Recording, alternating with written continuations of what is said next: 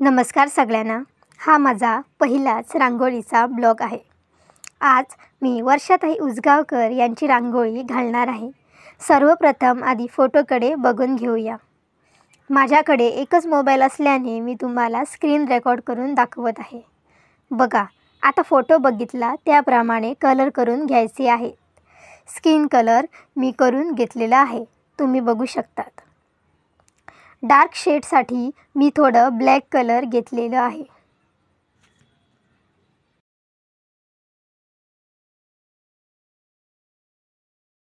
आता थोडीफार माझी रांगोळी कंप्लीट होत चालली आहे. 3 महिन्यापूर्वी माझा अपघात झालेला, त्यामुळे माझे पाय थोडे दुखतात.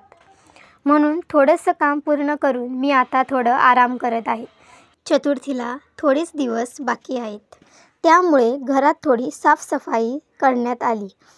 हा बघा, आमचा बाबू सामान ओढण्याचा प्रयत्न करतो, पण होत नाही. आधीची आमची टीव्ही आणि नको ते सामान स्क्रॅपवाल्या दादांना बोलावून त्यांना ते दिलंय. आणि ही बघा, मी आणि माझी रांगोळी. आता पुन्हा रांगोळीकडे वळूया. मी अजून डोळे घातलेले नाही. गालावरती हायलाइट्स जे आहे ते व्हिडिओमध्ये आता मी दाखवत आहे. तुम्ही बघू शकता किती सुंदर वाटतं आहे. वरती थोडंसं चुकलेलं आहे, ते जरा सारखं करून घेऊया.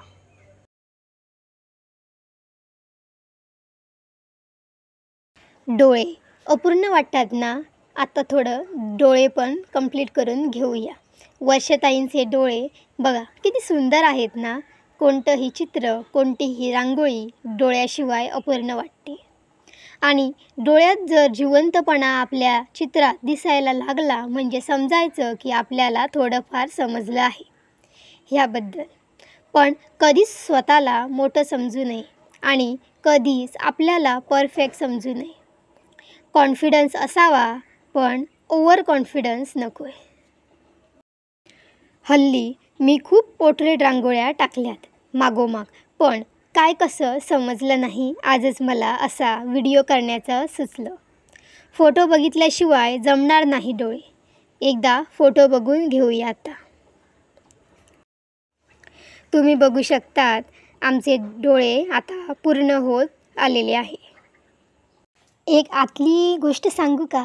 मला ना मी कुठेतरी असं ऐकलेलं की जेव्हा ना ते चित्र, जेव्हा असं वाटतं की ते आम्हाला स्वतःला बघतोय, तेव्हा ना ते परफेक्शन असतं, असं मला कोणीतरी सांगितलेलं. तुम्ही पण नोटीस करू शकतात. जेव्हाही तुम्ही चित्र कोणतं काढेल आणि जेव्हा तुम्हाला वाटणार की ते तुम्हाला बघतंय, तेव्हा.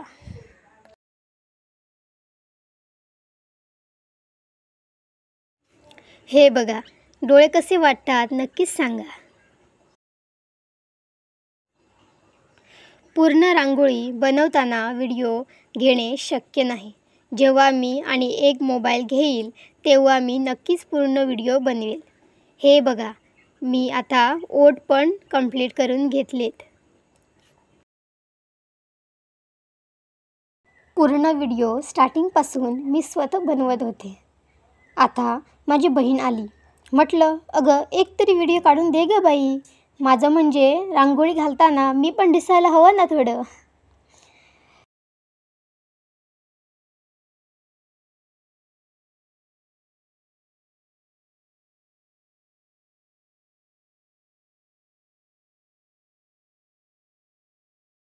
व्हिडिओ बंद करून आधी मी बॅकग्राऊंड मारून घेतला.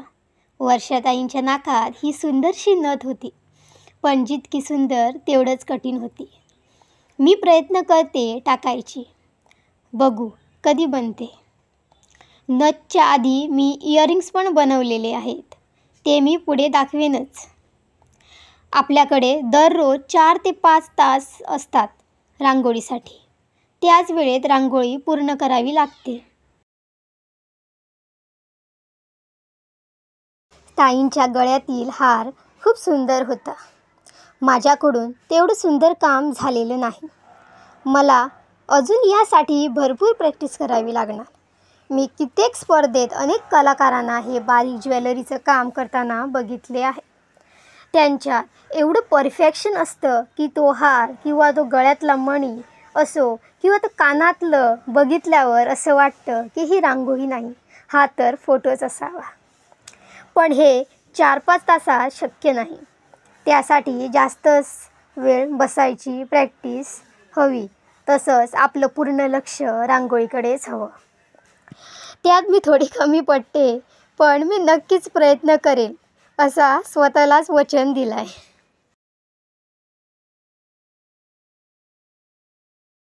एरवी मी रांगोळीवरती स्वतःचं नाव लिहायचे नाही.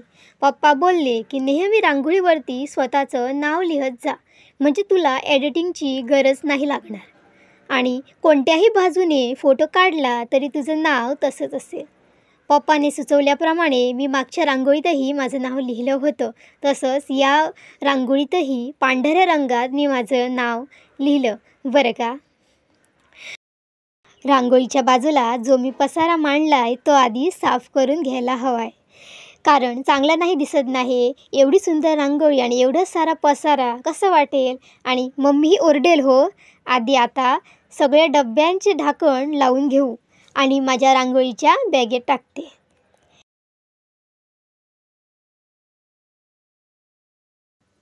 हा बघा फायनल लूक कसा वाटतोय नक्कीच सांगा.